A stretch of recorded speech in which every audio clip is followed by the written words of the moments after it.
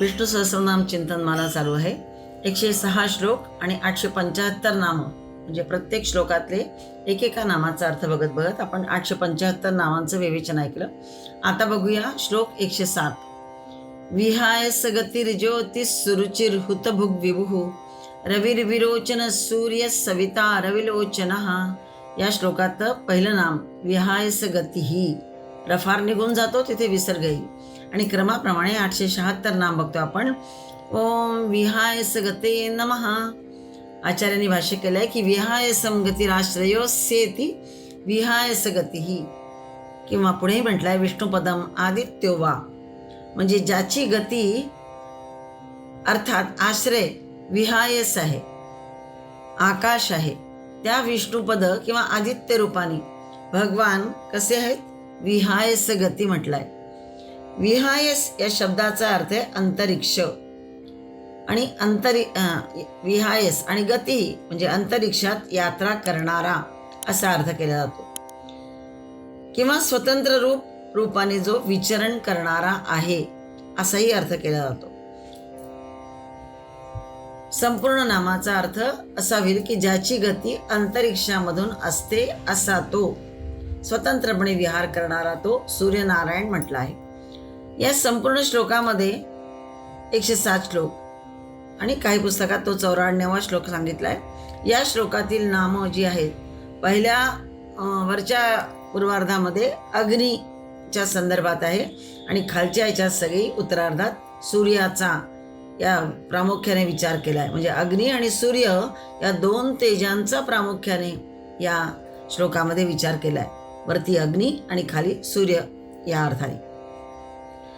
तेज खरं तर इथून तिथून एकच आहे, पण त्याचे जे विशेष आविर्भाव ते अग्नी आणि सूर्य इथे उल्लेखलेले आहेत. विहायस गतिपद उभयांना समान आहे. विहायस आकाश गती यस्य सह विहायस गतीही. तेजोरूप परमात्मा हा विहायस गती म्हटलेला आहे.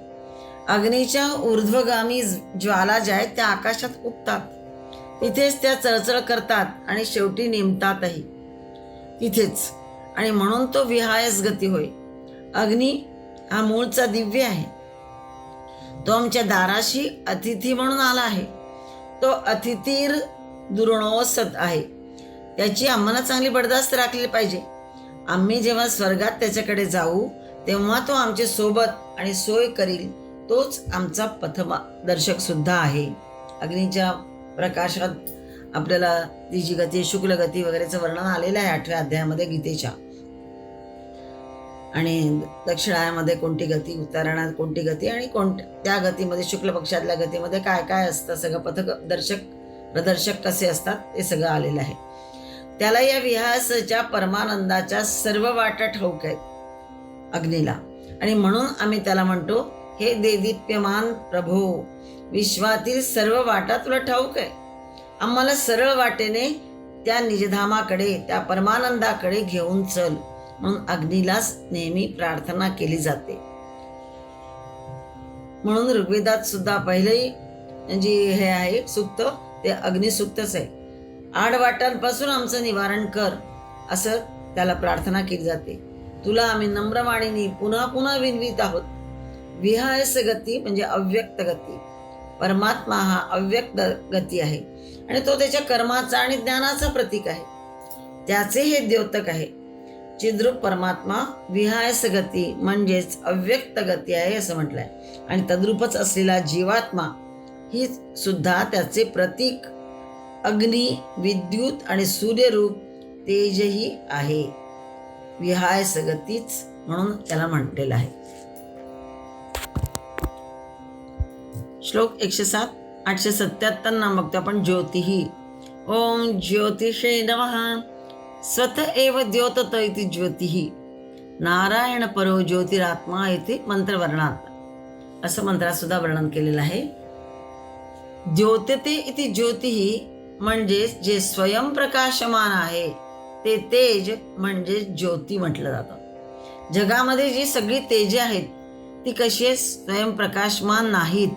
जगातली जी आहेत सगळी तेजे ती पेटवावी लागतात, त्यांना इंधन पुरवावं लागतं. परंतु आत्मज्योती अशी आहे की ती पेटवावी लागत नाही, तिला इंधनही पुरवावं लागत नाही, तेल नाही, वात नाही, त्यामुळे त्याला बाकीच्या गोष्टीची गरज नाही.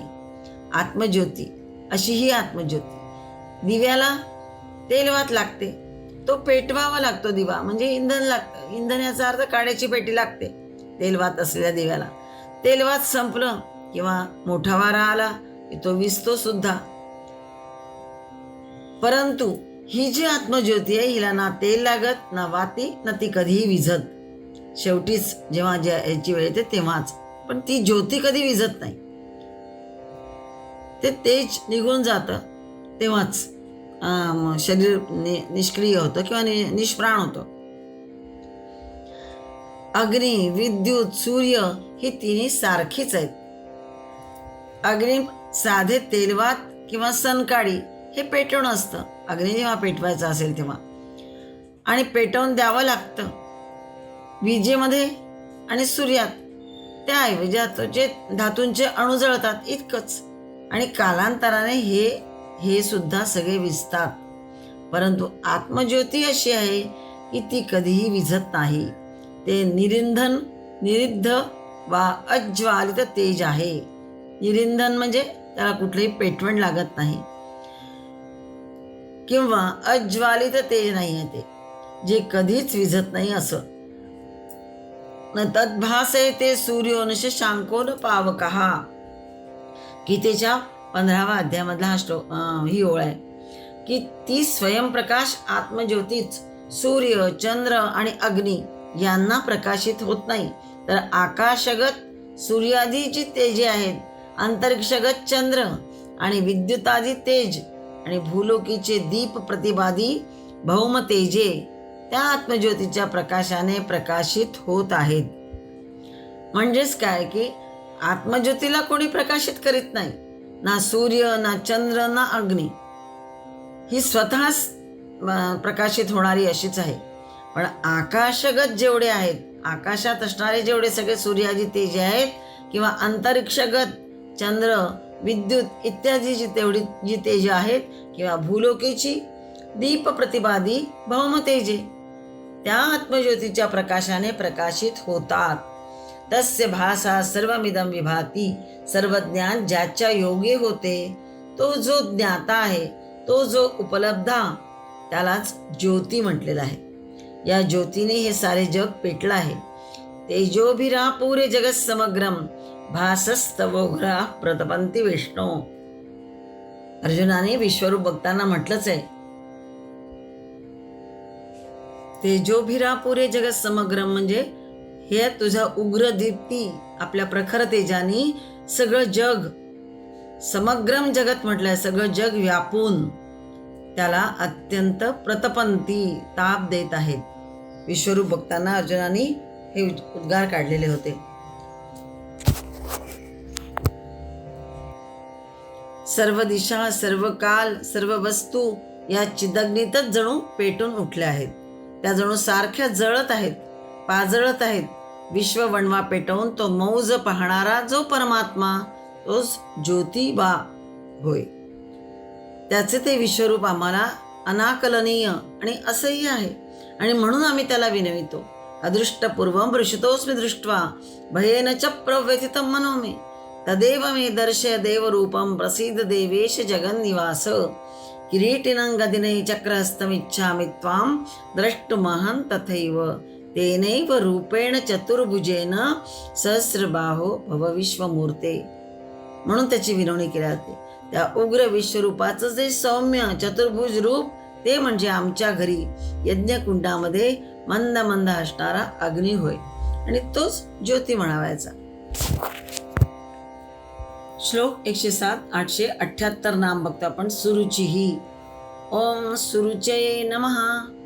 आचार्य भाष्य करताना म्हणतात की शोभना रुचिर दीप्तिरिच्छा वा अस्येति सुरुचिही, म्हणजे ज्याची आवड शोभना रुचिही चांगली आहे, श्रेष्ठ प्रकारची आहे, किंवा जो अतिशय सुंदर आहे, शोभायमान आहे, आणि ज्याची रुची म्हणजे वैभव. सुचा अर्थ आहे सुंदर, शोभायमान, आणि रुची म्हणजे वैभव, म्हणजे ज्याची प्रभा, सौंदर्य हे अतिशय सुंदर आहे, शोभायमान आहे, म्हणून त्याचं एक नाम सुरुचीही म्हटलंय.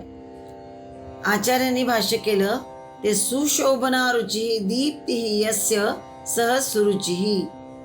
अग्नी हा कसा आहे, सप्त जिव्ह म्हटलेला आहे. काळी, निळी, लाल, पिवळी, हिरवी, ढवळी, विचित्र विचित्र अशी अग्नीची सप्तवर्ण ज्वाला आपण पाहतो. सूर्यकिरणांचा सप्तरंगी पिसारा इंद्रधनुष्य ते सुद्धा आपल्या दृष्टीचं विलोभन होऊन बसलेलं आहे. ते बघितलं की आपल्याला अत्यंत आनंद होतो.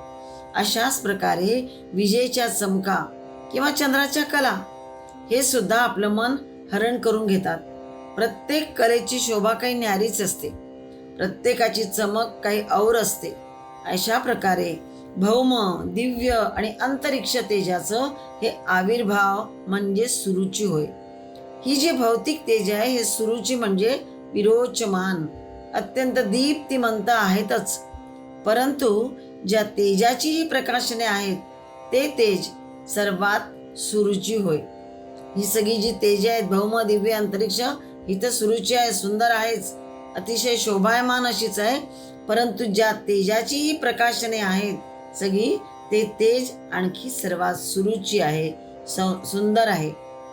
कारण ते अणुरेणूमध्ये विराजमान आहे आणि त्यानेच विश्व प्रकाशमान होय. त्याची चमक काही न्यारीच आहे. ते तेज आहे ते सूर्याप्रमाणे दिवसाच किंवा चंद्राप्रमाणे केवळ रात्रीच, अथवा अग्नीप्रमाणे केवळ जवळच, अथवा सूर्याप्रमाणे दूरच विरोचमान होणारे नाही. ते नित्य, निरंतर, अत्र तत्र सर्वत्र विरोचमान आहे. किंबहुना त्या तेजाच्या नाना वर्णाकृती म्हणजे हे विश्व होय. सिनेमाला चलचित्रपट म्हणतात, सगळ्यांना आपल्याला माहिती आहे. वास्तविक तो ज्वलत चित्रपट म्हणावा लागेल, कारण प्रकाशाच्या त्या चालत्या बोलत्या आकृती आमच्या समोरील पटफलकावर प्रक्षेपित होत असतात. विद्युत प्रवाह थांबला की त्याचे अदर्शन होते, म्हणजे आपल्याला दिसत नाही. अर्थात प्रकाश तरंगमयच त्या आहेत. त्याप्रमाणे हे सारे विश्व कसं आहे, नाना वर्णाकृती चिद्विलास मात्र आहे. आणि ज्या चिदग्नीने हे सारे रंग तरंग तो सुरुची म्हणावायचा. सुंदर, शोभायमान असं ज्याचं वैभव आहे, श्रेष्ठ प्रकारचा आहे, असा तो सुरुची परमात्मा श्री विष्णू होय. श्लोक 107. 879 नाम बघतो आपण. हुतभुक. ओम हुतभुजे नमः. समस्त देवतोद्देशेन प्रवृत्तेष्वपि कर्मसु हुतम भुंक्ते भुनक्तानि वा हुतभुक. समस्त देवतांच्या उद्देशानेही केलेल्या कर्मांच्या आहुतींना स्वतः भोगतात अथवा त्यांची रक्षा करतात, म्हणून भगवंताला हुतभुक असं म्हटलेलं आहे. देवतांच्या उद्देशाने केलेल्या ज्या कर्मांच्या आहुती असतात त्या आहुतींना भगवंत स्वतः भोगतात किंवा त्या सगळ्यांची रक्षा करतात, म्हणून तो हुतभुक म्हटलेला आहे. जो हवन केलेले खातो तो हुतभुक. हुतभुक अग्नीला हवन होते म्हणून तो अग्नी हुतभुक होय. यज्ञाग्नीमध्ये समिधा आणि होमद्रव्यांच्या आहुती होमिल्या जातात. जो यज्ञाचा अग्नी असतो, यज्ञामध्ये नेहमी समिधा आणि इतर होमद्रव्य टाकली जातात. हा बाह्य स्थूल अग्नी आहे आणि ती जी होमद्रव्य आहे ती स्थूलच होत. परंतु याहूनही एक वेगळा शरीर अग्नी आहे. या जठराग्नीमध्ये ही अन्नाच्या आहुती द्याव्या लागतात. हा बाह्य यज्ञाग्नी आहे, त्याच्यामध्ये समिधा द्याव्या लागतात किंवा होमद्रव्य टाकावी लागतात. ही सगळी बाहेरची आहेत. पण आणखीन एक वेगळा जो शरीर अग्नी आहे त्या जठराग्नीमध्ये अन्नाच्या आहुती द्याव्या लागतात. आणि हा आहे आयुर्होम, म्हणजे आयुष्यभर हा चालत राहतो. यात जी होमिली जाणारी अग्नी आहेत ही स्थूलच आहेत आणि ती परिमित आहेत. या स्थूल यज्ञाग्नीहून आणि जठराग्नीहून सुद्धा वेगळा आणि आगळा तो जो आहे तो एक चिदग्नी आहे. यज्ञाग्नी वेगळा, जठराग्नी वेगळा आणि चिदग्नी वेगळा. त्यात साऱ्या विश्वाचा होम होत आहे या चिदग्नीमध्ये. हा अग्नी सर्व भक्षक म्हटला जातो आणि म्हणून तो वायूला जाळू शकत नाही, आकाशाला जाळू शकत नाही, अग्नी नुसता जाळणारा नाही, पण जाणणाराही सुद्धा आहे. नुसता जाळत नाही अग्नी, तर जाणणारा सुद्धा आहे. आणि या जाणण्यालाच जाळणे किंवा भक्षणे असे लक्षणेने म्हटलं जातं. आणि म्हणूनच त्याला जातवेदाः असंही म्हटलं जातं. हे जातवेद म्हणजे अग्नीला म्हणणं श्री सूक्तामध्ये बरेचदा आपण म्हणतो. आणि त्या अग्नीला ही प्रार्थना केलेली आहे. आणि मग ती तू त्या लक्ष्मीपर्यंत कशी पोचव, आधी त्याला आवाहन केलेलं आहे, मग स्वतः मागितलेलं आहे भगवंताने, साधकांनी किंवा ऋषीमुनींनी जे सूक्त रचलं आहे श्री सूक्त. ते जात मात्रम वेत्ती ती जातवेदाः, तो चिदग्नीच असा जातवेदाः आहे. श्री सूक्ताची जी पहिलीच ओवी आपण म्हणतो की हिरण्यवर्णाम हरिणीम सुवर्ण रजत स्रजाम चंद्राम हिरण्मयीन लक्ष्मीं जातवेदो म आवह. हे जातवेद संबोधन आहे जातवेद. आणि हे जातवेदा कसं मला काय काय दे, तर सुवर्णासारख्या वर्णाची कांतिमान, हरिणीसारखी चपळ, सुवर्ण आणि चांदीचे अलंकार धारण केलेली, चंद्रासारखी शीतल आल्हाददायक सुवर्ण स्वरूप लक्ष्मी माझ्याकडे घेऊन ये, असं आवाहन केलेलं आहे जातवेदाला ऋषीमुनींनी. श्री सूक्ताच्या देवता दोन आहेत, एक अग्नी आणि एक लक्ष्मी. अग्नी देवतेने लक्ष्मी देवतेला आवाहन करावे अशी प्रार्थना इथे केलेली आहे. आणि याचाच अर्थ काय, तर मानव आणि श्री लक्ष्मी यांच्यामध्ये माध्यम कोण आहे, तर अग्नी. आणि अग्नीला जातवेद म्हटलंय. जाताहा वेदाहा यस्मात् सहा, म्हणजे ज्याच्यापासून वेद निर्माण झाले तो अग्नी स्वतः कसा शुद्ध आहे, त्याच्यातच अशुद्ध जाळून टाकण्याचं सामर्थ्य आहे. तेजस्विता, शुद्धता, पावित्र्य यांचं प्रतीक म्हणजे अग्नी आहे. अग्नी जीवनासाठी आवश्यक आहे. प्रत्यक्ष परमेश्वर अग्नी रूपाने शरीरामध्ये वास करतो असं भगवान श्रीकृष्णांनी भगवद्गीतेत म्हटलंच आहे. अहम वैश्वानरो भूत्वा प्राणिनां देहमाश्रिताः. म्हणजेच संहारक बनण्याची क्षमता असलेला अग्नी योग्य बंधनामुळे समाजोपयोगी सुद्धा बनतो. मात्र तो सतत प्रज्वलित राहण्यासाठी त्यात आहुती द्यावा लागतात. समाज कल्याणार्थ वैयक्तिक सुखाचे, स्वार्थाचे हवन करावे लागते. जातवेदाचा आणखी एक अर्थ सांगितलाय की जसं आधी म्हटलंय की जाताहा वेदाः यस्मात् सहा. यस्मात् म्हणजे ज्याच्यापासून वेद निर्माण झाले तो. आणि इथे आणखीन एक अर्थ सांगितलंय जाताहा वेदाः येन सहा, ज्याने वेद जाणले आहे असा तो ज्ञानी असलेला. अशा गुणांनी युक्त असलेल्या अग्नीने लक्ष्मीला माझ्याकडे आणावे असं ऋषीमुनींनी प्रार्थना केलेली आहे. त्याला चांगलं वाईट, शुद्ध अशुद्ध, अग्नी कसा आहे ज्ञानी असल्यामुळे त्याला चांगलं वाईट, शुद्ध अशुद्ध, कल्याणकारी अकल्याणकारी हे कळतं. वाईट, अशुद्ध, अपवित्र आणि अकल्याणकारी तो जाळून टाकण्याचं सामर्थ्य त्याच्यात आहे. आणि त्यामुळेच अग्नी जी लक्ष्मी माझ्याकडे आणेल ती शुद्ध, पवित्र, कल्याणकारी आणि आनंददायी अशीच असेल. म्हणून अग्निदेवतेला म्हणजे जातवेदाला प्रार्थना केलेली आहे. इथे जो सांगितलेला आहे तो चिदग्नी म्हणजेच सर्वभक्षकही म्हटलेला आहे. त्यालाच अनुलक्षून पुन्हा गीतेमध्ये असंही म्हटलंय, भोक्तारै यज्ञ तपसां सर्वलोक महेश्वरम सुहृदं सर्वभूतानां ज्ञात्वा मां शांतिमृच्छति. देहे, प्राणे, मने जे काही आम्ही करतो ते सर्व या चिदग्नीतच होमिले जाते. होमिले जाते म्हणजे अर्पण केलं जातं त्यालाच.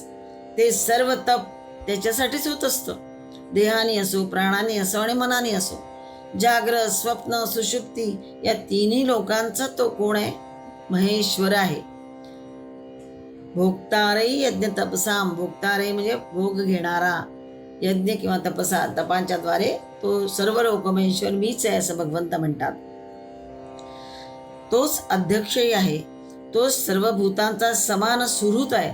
सुहृदम सर्वभूताना म्हटलंय. ज्ञात्वा माम शांती मृच्छती, मला जाणून मग शांती प्राप्त करशील असं गीतेमध्ये उल्लेख आलेला आहे. म्हणजे त्याला जाणल्याने शांती लाभ होतो. मुळात पाणी दिले म्हणजे सर्व झाड तुष्टपुष्ट होते. त्याप्रमाणे या हुतभुक परमात्म्याचे यजन केले म्हणजे सारे विश्व योजिले जाते. सर्व जग त्याचेच हवन करीत असतं, पण त्याची जाणीव त्याला नाही, म्हणजे जगाला नाही. पण आहे कोण हाच? तर हाच सर्व देवतांच्या उद्देशाने केलेल्या कर्मांच्या आहुतींना भोगणारा असा हा परमात्माच आहे. आणि म्हणून तो त्यांची रक्षा सुद्धा करणारा हुतभूक, हुतम भुंक्ते इति हुतभूक असं म्हणून आचार्यांनी पण वर्णन केलेलं आहे. जो हवन केलेले खातो तो हुतभूक, म्हणून परमात्म्याचं एक नाम हुतभूक सांगितलंय. कारण पुन्हा गीतेत म्हटलंय, पत्रम पुष्पम फलं तो यो मे भक्त्या प्रयच्छति तदहं भक्ती परुतमश्नामी प्रयतात्मनः. हे सगळं मी पत्र, फुलं, जल, काय जे तू प्रेमभराने देशील, भक्तिपूर्वक अंतःकरणाने देशील ते मी खातो. अश्नामी, प्रेमपूर्वक खाईन असं म्हटलेलं आहे. तर याही अर्थाने भगवंत कसा आहे, परमात्मा कसा आहे, हुतभूक होय.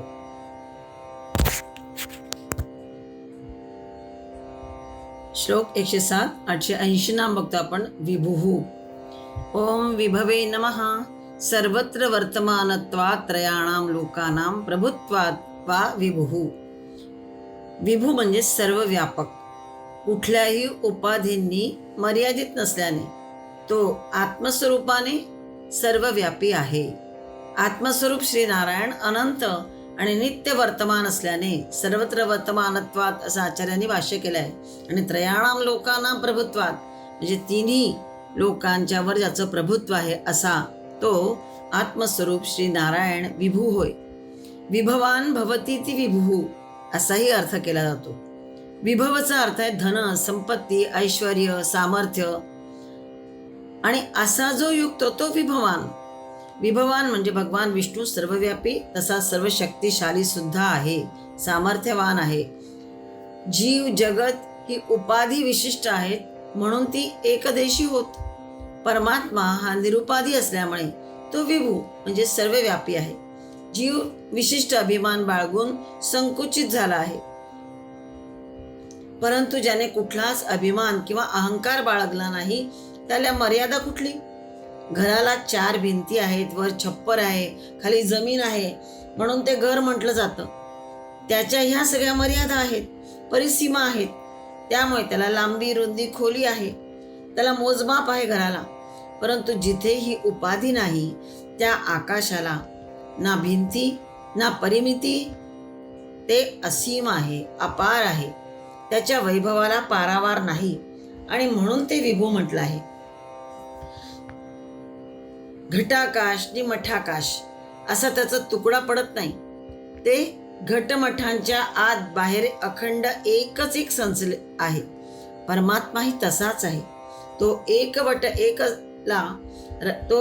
एकला रचला ना वेचला, आदी अंती संचला अनंतपणे असं ज्ञानदेवांनी या परमात्म्याचं विभुत्व वर्णिलेलं आहे.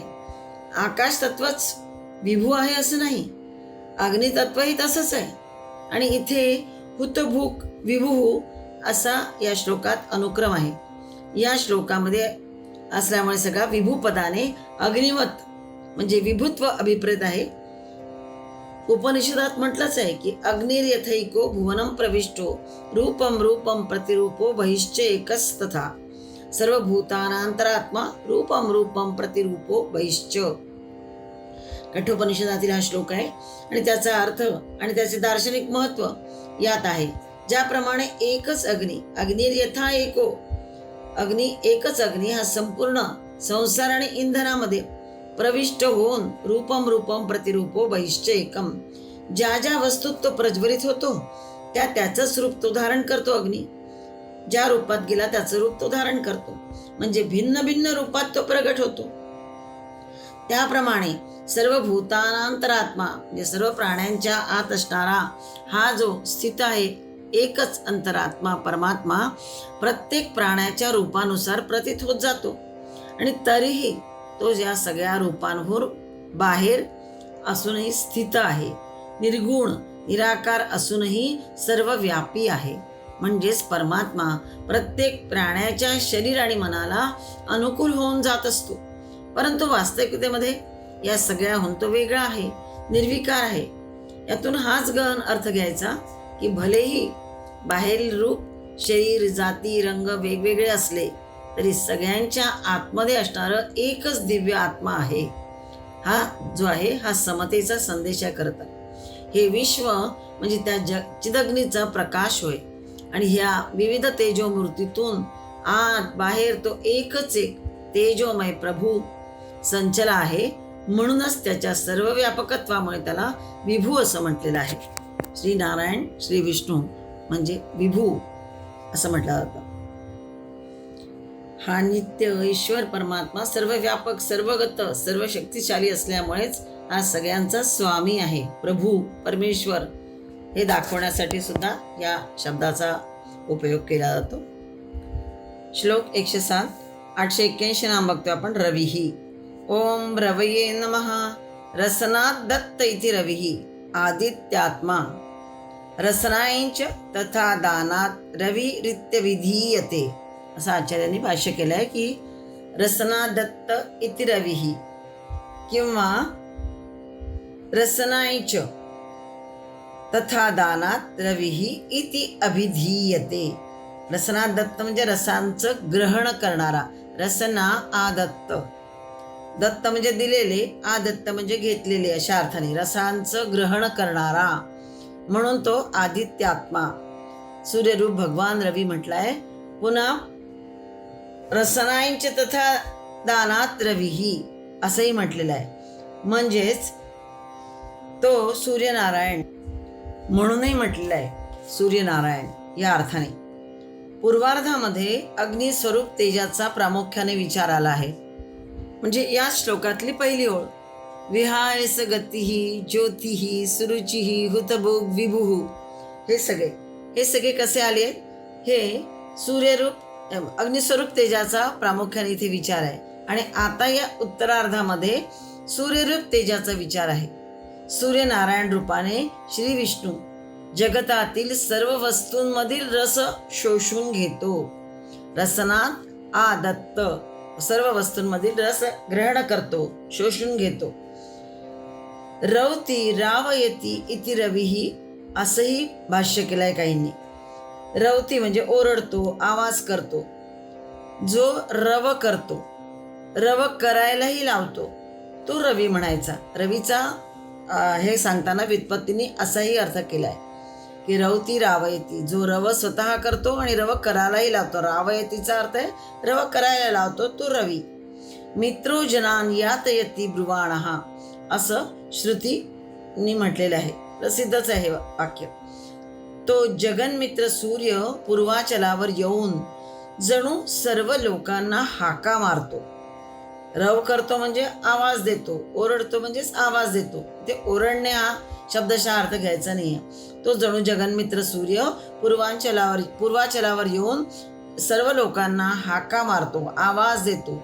उठा, जागे व्हा, आपापल्या कर्तव्याला लागा, असे जणू तो उच्च रवाने सांगत फिरत असतो. आपलं कर्तव्यही करीत असतो आणि पुन्हा फिरत फिरत हे सगळं सांगत असतो. सूर्योदयाबरोबर सारं जग जागं होतं. त्याचे बोलणे चालणे सुरू होते. हे आपण प्रत्येकी पाहतच आहोत.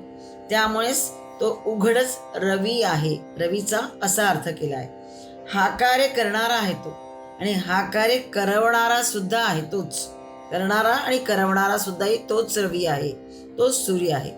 सूर्योदयाबरोबर दिशा फाकतात, वारा वाहू लागतो, जळे प्रसन्न होतात, झाडांची पाने उघडतात, फुलं उमलतात, पक्षी किलबिल करू लागतात, गायी गुरे हंबरतात, सारं जग जगू लागतं.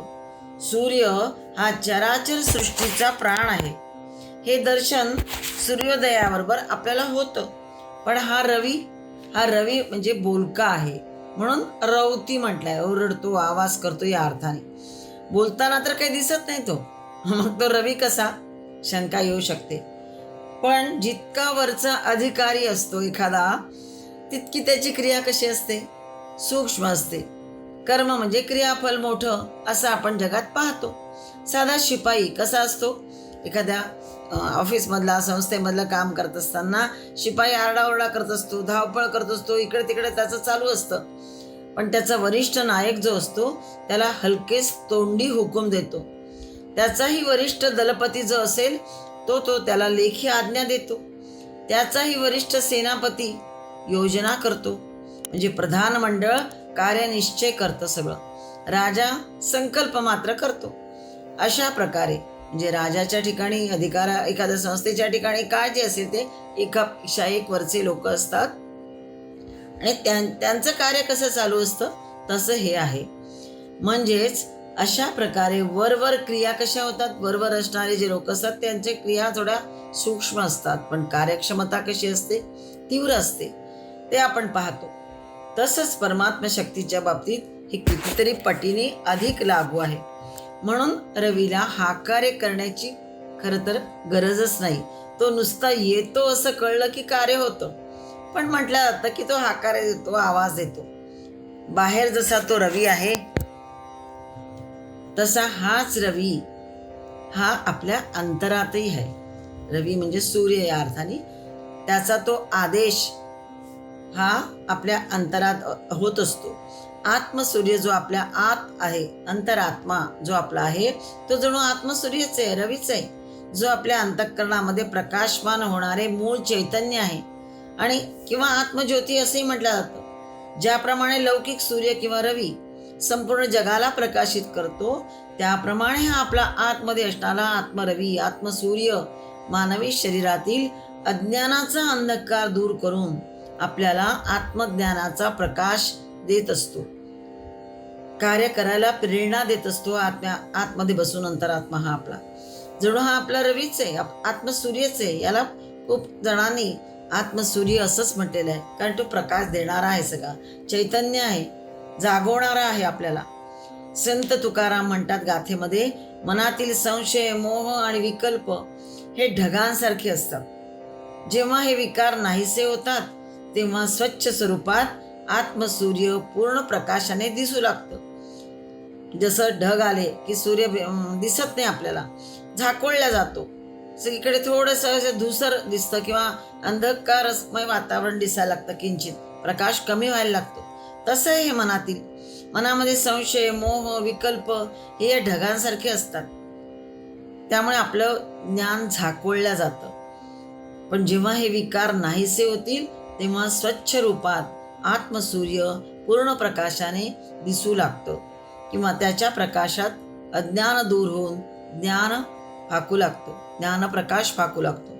म्हणजेच ईश्वराचा साक्षात्कार जणू होतोय असं दिसतं. श्री विष्णूला रवी, सूर्यदेव, सूर्यनारायण म्हणतात, कारण तो जगाचा आत्मा असल्याने. कारण वेदामध्ये तसं म्हटलेलंच आहे की तो जगाचा आत्मा आहे.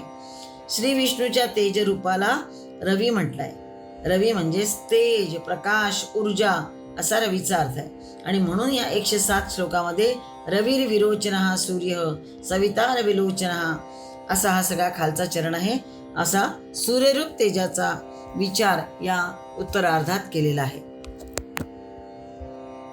आणि वरच्या ओळीमध्ये 107 श्लोक वरच्या ओळीमध्ये विहाय गतीर ज्योती सुरुचिर बघ विभो अग्नि रूपाने त्याचा विचार केलेला आहे.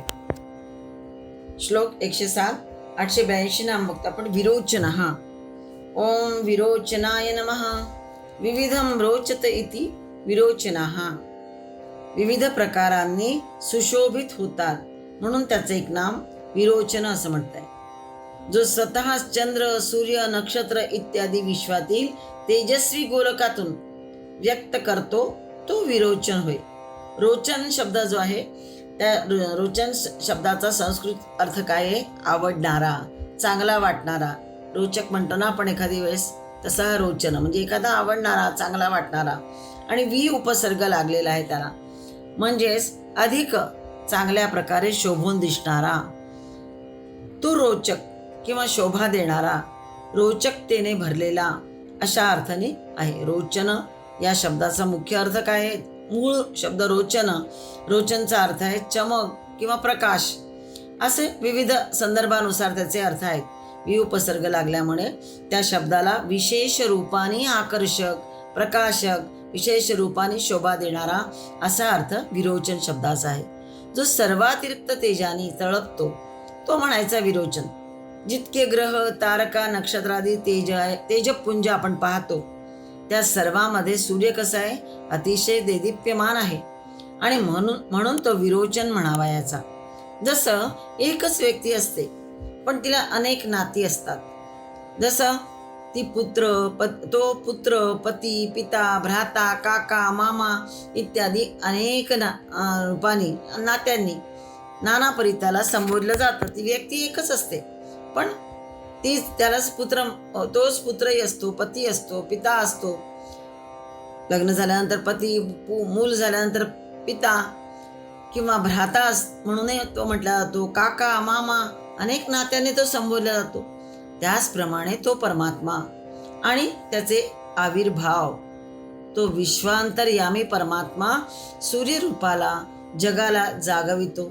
म्हणून तो रवी म्हटला आहे. तो परमात्मा अंतर्यामी रूपाने प्रत्येक जीवाला सदसत म्हणजे सत आणि असत निवडून सांगत असतो. अंतर्यामी जो असतो तो आत्मसूर्य, आत्मरवी ज्याला म्हणता येईल. म्हणूनही तो रवी म्हटला आहे.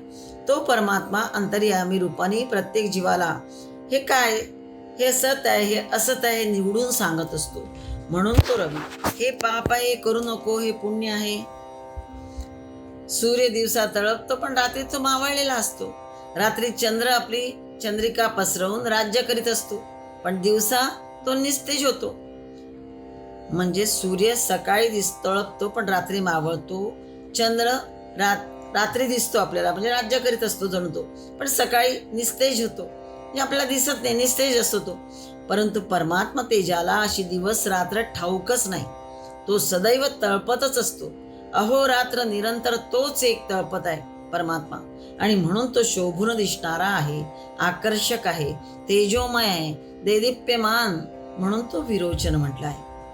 सांगितलं जातं की जितकी काही तेज आहेत त्या सर्वांना उदयास्त आहे. म्हणजे उदय आहे, अस्त आहे, कलाक्षय वृद्धी आहे.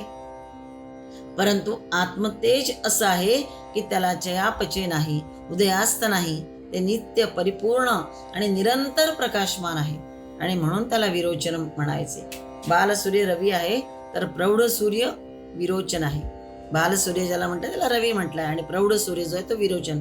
आणि म्हणून लागोपाठ रवी आणि विरोचन ही पदं आली आहेत. श्लोक 107, 883 नाम बघतो आपण. सूर्यः. ओम सूर्याय नमः. भाष्य करताना आचार्य लिहितात की सूते श्रियम इति सूर्योग्निर्वा सूर्यः. श्रियम इति सूते म्हणजे श्रीला जन्म देतात. श्री म्हणजे शोभा, ऐश्वर्य या अर्थाने. या श्रीला जी जन्म देतात म्हणून सूर्य हे एक परमात्म्याचं नाव आहे. ऐश्वर्य, संपत्ती निर्माण करणारा तो सूर्य. सर्वम जगत सूते म्हणजे सर्व जगताला जो जन्म देतो, उत्पादयती निर्माण करतो किंवा प्रेरणा देतो. जगाच्या प्रचंड यंत्राला कोण बरे चालना देत आहे, कोणती बरे प्रेरक शक्ती आहे. कोळसा, तेल, वायू, वीज हे एकापेक्षा एक तरल, विरल आणि अक्षय असे शक्तिस्रोत आहेत. दगडी कोळशाचे भांडार अद्याप काही दशके पूर्ण इतके असले तरी हळूहळू ते संपुष्टात येणार. तेलाचंही तसंच आहे. रॉकेल, पेट्रोल इत्यादी खनिज तेले भरपूर जरी असली तरी त्यांची नवी नवी भांडारे म्हणजे विहिरी सापडत असल्या तरी त्याही कालांतराने नष्ट होणारच, आटणारच. इंधन वायू म्हणजे गॅस निर्मिता येत जरी असला तरी तो साठवून ठेवता येत नाही, बराचसा तर उडूनच जातो. वीज सुद्धा हवी तितकी निर्मिता येत असली आणि तिचा साठा करून ठेवण्याचा प्रश्न नसला म्हणजे जरी ती निर्मिता येत असली तरी तिचा साठा करून ठेवण्याचा प्रश्न नाही, तिची निर्मिती सुलभ नाही त्या अर्थाने. परंतु या सर्व शक्ती स्रोतांचा मूल स्रोत सूर्यशक्तीच आहे. आणि सूर्याच्या ठायी जे अणुस्फोटन प्रतिक्षण होत आहे त्यापासून या सूर्यमालेतील सर्व ग्रहोपग्रहांना शक्तीचा पुरवठा होत आहे. हा सूर्यरूप मूल शक्ती स्रोतही कधीतरी आटणारच आहे, पण तो कल्पांत मानवाच्या कल्पनेलाही सुदूरच आहे. त्यामुळे सूर्यशक्ती अनंत आहे असे म्हणायला हरकत नाही. म्हणजे ती जरी आटणार असेल तरी इतक्या लगेच नाही, म्हणून म्हटलं कल्पांत पर्यंत हे बघायला किंवा मानवाच्या त्या कल्पनेला सुदूर आहे, शक्य नाही इतकं लगेच होणं. त्यामुळे सूर्यशक्ती अनंत आहे असे म्हणायला हरकत नाही. या अनंत आणि अपरिमित शक्तीने हे विश्वचक्र चाललेलं आहे. आमचं विश्वचक्र म्हणजे आमची ही सूर्यमाला. इतर मालेचे आम्हाला तादृश ज्ञान नाही. म्हणून हा जो या ग्रहमालेचा चालक जो कोण तो सूर्य, तो सूर्यच म्हणायचा. चालक जो आहे तो या ग्रहमालेचा, त्याला अनुकूल जीवन ते सफळ होणार. आणि म्हणून सूर्यापासून सूर्योपासना हाच आमचा धर्म आहे. सूर्योपासना म्हणजे सूर्याला अर्घ्य देणे नव्हे फक्त, तर सूर्यशक्तीचा अधिक लाभ करून घेणे होय. जो रात्री जागून दिवसा झोप काढतो तो सूर्यशक्तीच्या विरुद्ध वागतो, निसर्गाच्या विरुद्ध वागतो. असा प्रतिकूल व्यवहार व्यक्तीच्या, समाजाच्या आणि त्यांच्या हिताच्या नाशासच कारणीभूत होतो. सर्व अनर्थाचं मूळ हा अधर्म आहे, म्हणजेच सूर्योपासनेबद्दलची अनास्था होय. पण जो सूर्योपासना करतो तो मात्र सगळ्या प्रकारचं ज्ञान मिळवतो, सगळ्या प्रकारची ऐश्वर्य संपत्ती म्हणजे बुद्धीची असो किंवा इतरही सगळ्या प्रकारची संपत्ती तो मिळवत असतो, सतत जागरूक राहून. सूर्य भौतिक, पण त्याची उपासना ही भौतिक म्हणू नये. सूर्य जरी भौतिक आहे पण त्याची उपासना ही भौतिक म्हणू नये, कारण भौतिकतेच्या मुळाशी अतिभौतिक आहे. तेच पुढे तर नवीन सविता नामामध्ये दिलेलं आहे. सूर्यमालेतील सूर्य ज्याप्रमाणे केंद्रवर्ती राहून तिला प्रवर्तित करत असतो, ही जी सूर्यमाला आहे यामध्ये सूर्य केंद्रवर्ती राहून या संपूर्ण मालेला तो प्रवर्तित करत असतो. भगवंतही तसाच आपल्या अंतर्यामी आहे. सूर्याप्रमाणे भगवंताच्या शक्तिमंडलातून प्रसृत होणारी सर्वोपकारी किरणे असंख्य प्राणीमात्रांना जीवन प्रदान करतात. जगताच्या स्तरावर जसा सूर्य तसा अंतर्यामी हा चित सूर्य, आत्मसूर्य आपल्याला प्रकाशित सर्वतोपरी करत असतो. हेच इथून सांगायचंय. म्हणून परमात्म्याचे नाव सूर्य आहे. श्रीला जन्म देणारा आहे, शोभा वाढवणारा आहे, तसं तर आहेच, पण ऐश्वर्य संपत्ती देणारा आणि सगळ्या कार्याला आपल्याला प्रेरणा देणारा असाही तो आहे. आत्मसूर्य रूपाने आपल्यामध्ये असणारा आणि भौतिक रूपाने बाहेर असणारा तो कोण, तर हा परमात्माच होय. श्लोक 107, 884 नाम बघतो आपण. सविता. ओम सवित्रे नमः सर्वस्य जगतः प्रसविता सविता असं भाष्य केलं आचार्यांनी. आणि पुन्हा म्हटलंय प्रजानाम तु प्रसवनात् सवितेति निगद्यते, म्हणजे संपूर्ण जगाचा प्रसव करणारे भगवान सविता म्हणूनही संबोधलेले आहे. बाह्य विश्वात जो सूर्य म्हणविला तोच आंतरविश्वामध्ये सविता म्हटला आहे. म्हणजे ब्रह्मांडाची चालना सौरशक्ती करते, तर पिंडाची चालना सवितृशक्ती करते. आणि नीट जर पाहिलं म्हणजे लक्षात येतं की पिंड आणि ब्रह्मांड यांच्या चालक शक्ती सविता आणि सूर्य ह्या तत्वतः एकच आहेत. देह आणि विश्व या त्यांच्या बाह्य उपाधी तेवढ्या भिन्न आहेत, त्याही भिन्न आकारानेच, प्रकाराने, त्याही एकराशीच आहेत. 5 भौतिक आहेत. दोहोंच्याही ठाई चालक तत्व एकच आहे, ते अतिभौतिक तत्व आध्यात्मिक आहे. या अतिभौतिक आध्यात्मिक चालक तत्वानेच आम्ही गायत्री मंत्रामध्ये त्याचं आवाहन करीत असतो. सूर्याचे एक विशिष्ट आणि तेजस्वी रूप म्हणजे सविता म्हटलेलं आहे. सविता म्हणजे उदयाच्या पूर्वी जगताला गती देणारा सूर्य, त्यालाही सविताच म्हणतात. या ऋग्वेदातील सवित्र सूक्तामध्ये सविता देवाला सृष्टीकर्ता, प्रेरक आणि प्रकाशाची देवता म्हणून स्तुती केली आहे. सवितृ देवाचं स्वरूप अति तेजस्वी आणि स्वर्णिम असं आहे, सुवर्णा समान आहे. ही सविता देवता बुद्धी आणि योग्य दिशेने प्रेरणा देणारी आहे. संस्कृतमध्ये सुधातूपासून हा सविता शब्द बनलेला आहे. याचा अर्थ असा सूयते म्हणजे उत्पन्न करणारा, सृजन करणारा, प्रेरणा देणारा असंही म्हटलेलं आहे. म्हणून भाषात आचार्यांनी म्हटलंय की सर्वस्य जगतः प्रसविता या अर्थाने.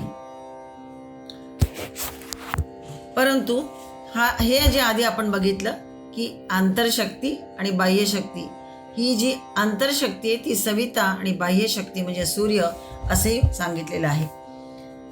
आणि म्हणूनच आपण तत्सवितुर्वरेण्यं भर्गो देवस्य धीमहि धियो यो नः प्रचोदयात् अशी प्रार्थनाही करत असतो. ऋग्वेदातला हा प्रसिद्ध श्लोक आहे. त्या सवितृदेवाचं ते वरेण्य म्हणजे तेज आपण ध्याऊया अशासाठी की जेणेकरून आपल्या सगळ्या बुद्धिशक्ती प्रचोदित व्हाव्या, संजीवित व्हाव्या, यासाठी प्रार्थना केली जाते. पिंडात आणि ब्रह्मांडात कार्यासाठी जी शक्ती लागते ती त्याच्यापासूनच येते आणि त्यामुळे शक्ती स्रोताला जो विसरतो तो आत्मघात करून घेतो. उपनिषदांनी तर याला आत्महनः म्हटलेलं आहे. हे तेजोविमुख लोक अंधतमामध्ये मग जाऊन पडतात अशी त्यांची गती वर्णिलेली आहे. त्यांनाच मग असूर्य म्हणजे असूर्य म्हटलं आहे. याचाच अर्थ त्याचं तिसरं रूप जे आहे ते असुर म्हटलेलं आहे. इथे असुरांचा संबंध दैत्य किंवा राक्षसांची काही नाही आहे सांगितला. असुर म्हणजे जे सूर्योपासक ते सुर, जे दिव्योपासक ते देव आणि जे तसे नाहीत ते असुर म्हणजे अदेव असं म्हटलं जातं. हा अध्यात्मयोग सूर्याला परमात्म्यापासूनच अवगत झाला आहे आणि त्याच्यापासूनच तो जगामध्ये प्रसार पावलेला आहे. सूर्य जेव्हा नभोमंडलात येतो त्यावेळेस सगळ्या जगाला तो प्रेरणा देत असतो, सूर्यप्रकाश देत असतो, कार्याला गती देत असतो. म्हणून हा भौतिक तेज असणारा सूर्य त्याला तेजाचाच प्रकाश तो आहे, पण त्याचीही उपासना करायला हवी. आणि जो म्हणजेच ब्रह्मांडाची चालना ही सौरशक्ती करते.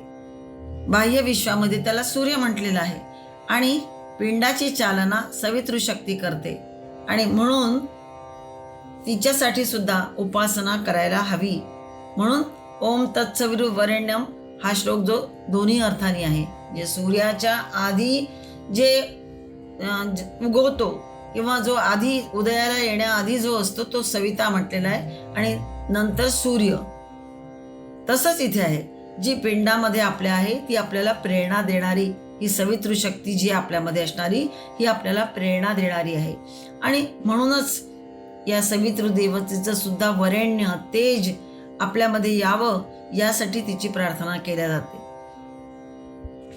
आणि ती संजीवित व्हावी म्हणूनही तिची उपासना करायला हवी. म्हणजे पिंडात आणि ब्रह्मांडात कार्यासाठी जी शक्ती लागते ती ज्यांच्यापासून येते त्या मूळ शक्ती स्रोताला विसरायला नको, म्हणून ही उपासना आवश्यक आहे.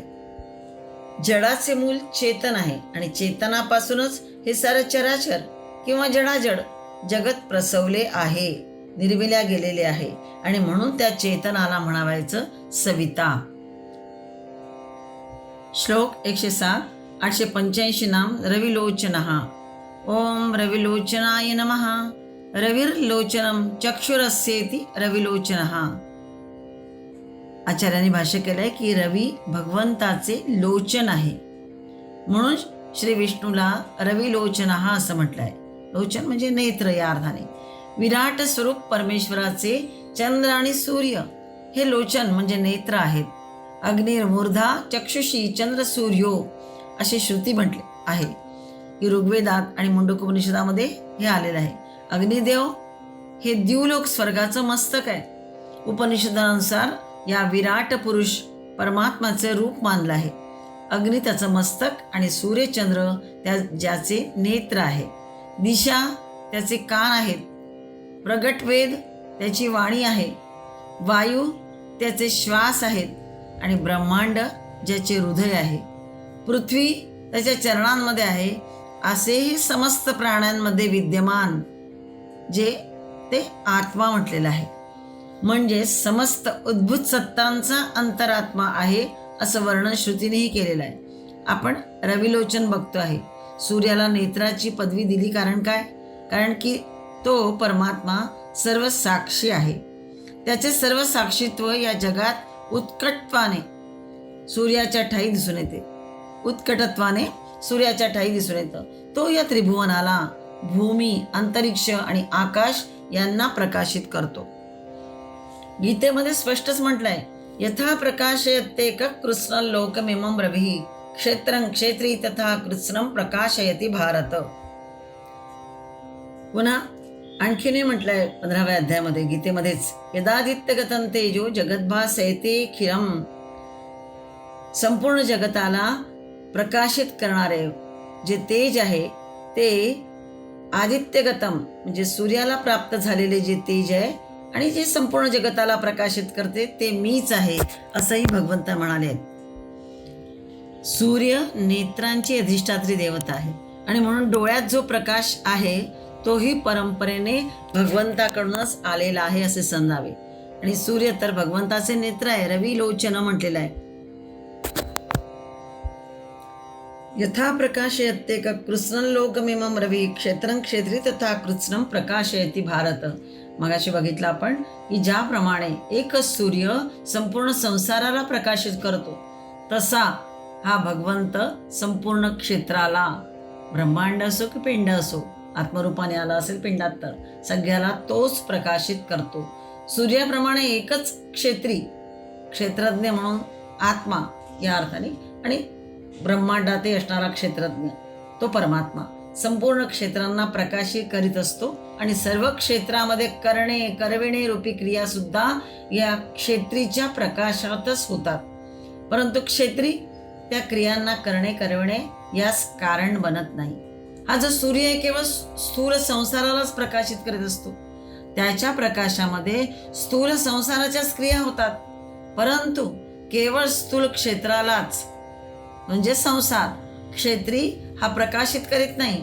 तर तो हा जो क्षेत्रीय आहे परमात्मा आहे हा स्थूल, सूक्ष्म आणि कारण तिन्ही क्षेत्रांना प्रकाशित करीत असतो.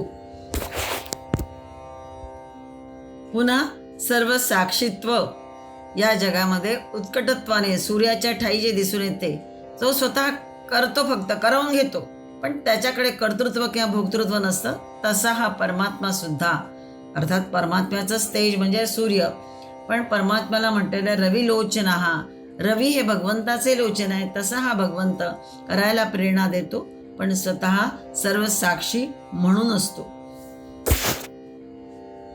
मोरोपंतांनी आपल्या केकावरीमध्ये परमात्मा हा सर्व साक्षी रविलोचन आहे असं जे म्हटलंय त्याचं इथे सहस्मरण झालेलं आहे. त्यांनी म्हटलंय की नसेन दिसलो कसा नयन सर्व साक्षी रवी. ते म्हणतात, हे जगन्नायका, मी तुला दिसत नाही किंवा तू मला कसं पाहत नाहीस? जगातील सर्व गोष्टींचा साक्ष असणारा आणि सर्व विश्वाला प्रकाश देणारा आणि सर्व साक्षी असा सूर्य हा तुझाच तर डोळा आहे, तर मग तू मला कसा काय पाहू शकत नाही? अर्थात सर्व साक्षी परमात्म्याला आपण दिसत नाही हे कसं शक्यच नाही असं मोरोपंतांना म्हणायचंय. थोडक्यात या ओळी ज्या आहेत या कवीने देवाच्या सर्व व्यापकतेचे आणि त्याच्या सर्व साक्षी रूपाचं सुंदर वर्णन केकावलीमध्ये केलेलं आहे. परमात्मा हा सर्व शक्तिमान आहे, त्याच्या सर्व शक्तिमत्तेचे यथार्थ उपमान या जगात सापडणं शक्यच नाही. पण दिग्दर्शनापुरती सूर्यादी उपमाने दिली जातात, कारण त्याचं जे यथार्थत्व आहे ते कळतच नाही आपल्याला, कळण्याच्या पलीकडे आहे. पण दाखवण्यासाठी, अंगुली निर्देश करण्यासाठी सूर्यादी उपमाने घेतली जातात. एकटा सूर्यनेत्र म्हणावा तो दिवसाच फक्त पाहतो, पण परमात्मा तर रात्रंदिवस निरंतर साक्षी आहे. आणि म्हणून श्रुतीने चक्षुषी चंद्र सूर्यो म्हटलेलं आहे. सुरुवातीलाच आपण ती ऋचा बघितली की अग्निर्मूर्धा चक्षुषी चंद्र सूर्यो, म्हणजे ज्याप्रमाणे अग्निदेव हे मस्तक आहे तसं सूर्य आणि चंद्र त्याचे नेत्र आहे. यात केवळ डोळे दोन असतात म्हणून चंद्र सूर्य या दोन ज्योती उल्लेखलेल्या नाही आहेत. परमात्म्याचे सर्व साक्षीत्व एकट्या सूर्याने द्योतित होत नाही म्हणून चक्षुषी चंद्र सूर्य म्हटलाय. सूर्य समग्र विश्वाला प्रकाशित करण्यासाठी चंद्रही जोडीला दिलेला आहे. दिवसा सूर्य आणि रात्री चक्षु असणारा चंद्र असंही म्हटलं जातं. म्हणजे तो परमात्मा या समग्र स्थळाचा तसा समग्र काळाचा साक्षी आहे. उपमा ही केव्हाही एकदेशीच असणार, पण तिचा आशय व्यापक घ्यायचा. तसा तो घेतला म्हणजे मग रविलोचन म्हणजे सर्व साक्षी सनातन साक्षी असाच अभिप्राय लक्षात येतो.